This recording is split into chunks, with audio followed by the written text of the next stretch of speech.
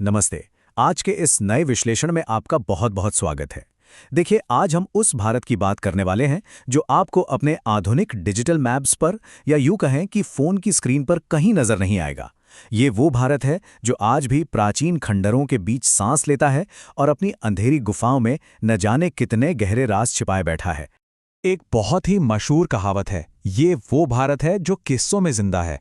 और सच बताऊं तो ये एक लाइन आज के हमारे इस पूरे विश्लेषण को बिल्कुल सही तरीके से परिभाषित करती है। आज हम कुछ ऐसे ही रहस्यों को डिकोड करने जा रहे हैं जो हमारे आज के आधुनिक तर्क और इतिहास दोनों को सीधे सीधे चुनौती देते हैं।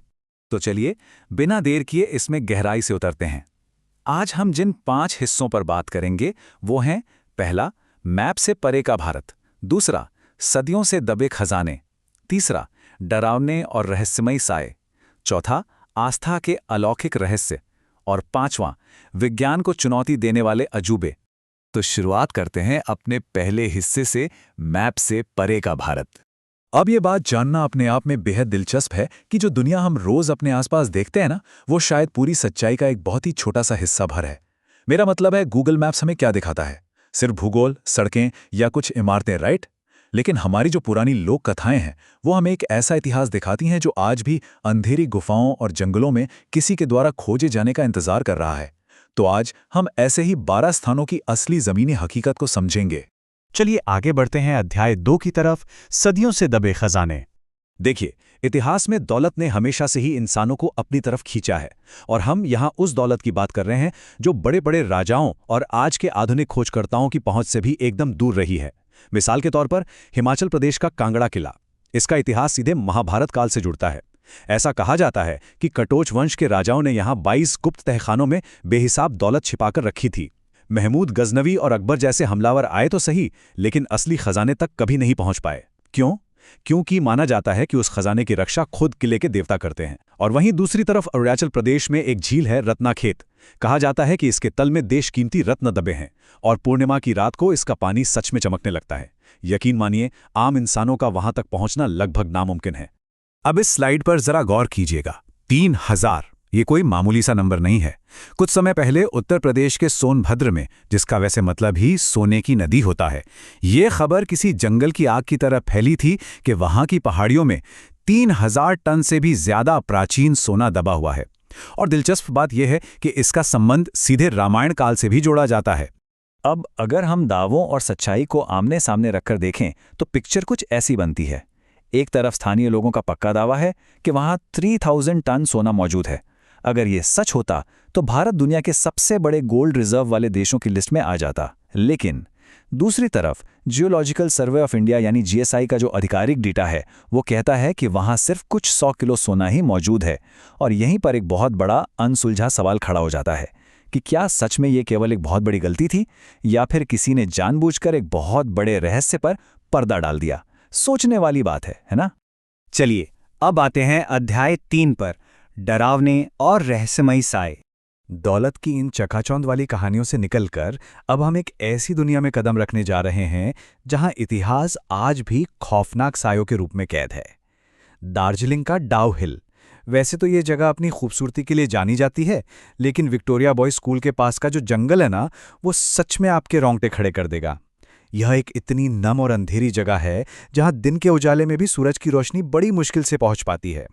अंग्रेजों के वक्त में यहां कई हत्याएं हुई थीं, और पता है, आज भी वहां के स्थानीय लोग और लकड़हारे ये दावा करते हैं कि उन्होंने उस गहरी धुन में एक बिना सिर वाले लड़के को भटकते देखा है।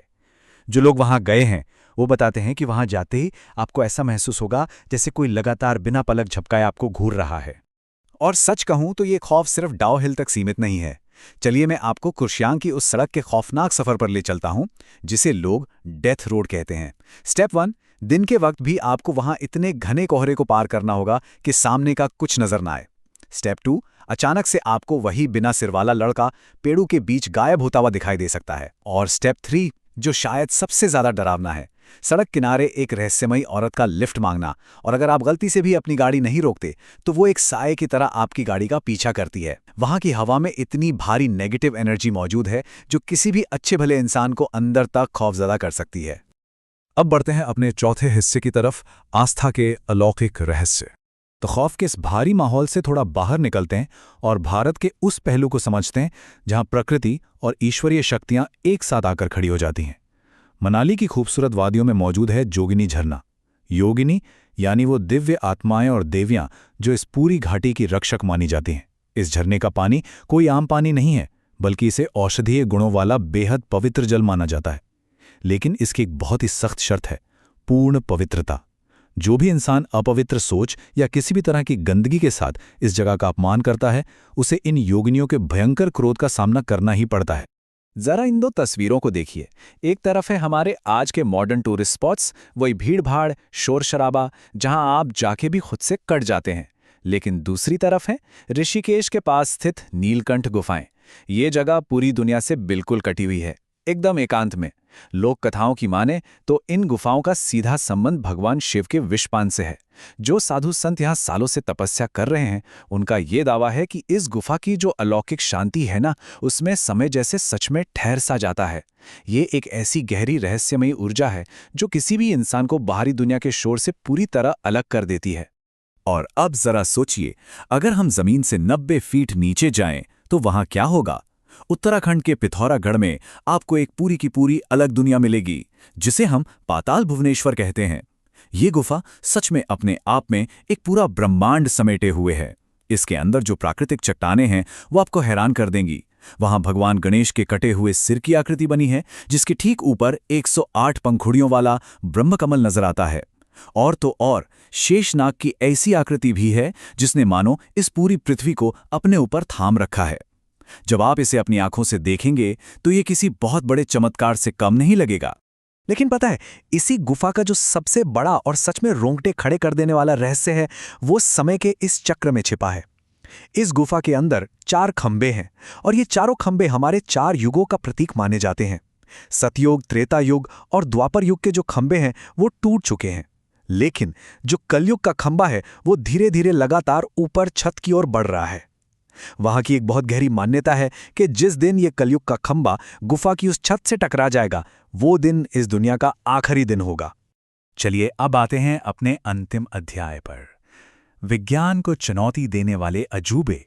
आस्था के इन तमाम रहस्यों को करीब से समझने के बाद अब हम अपने आखिरी पड़ाव पर हैं, और ये जो जगह है ना, ये सीधे सीधे विज्ञान को कटघरे में लाके खड़ा कर देती है।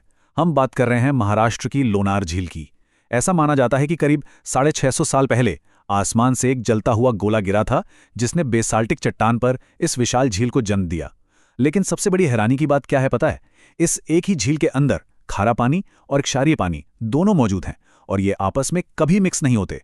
कभी कभी इसका रंग अचानक से बदल जाता है, और सबसे अजीब बात तो ये है कि जैसे ही आप इस झील के पास अपना कंपास लेकर जाएंगे, वो काम करना बंद कर देगा।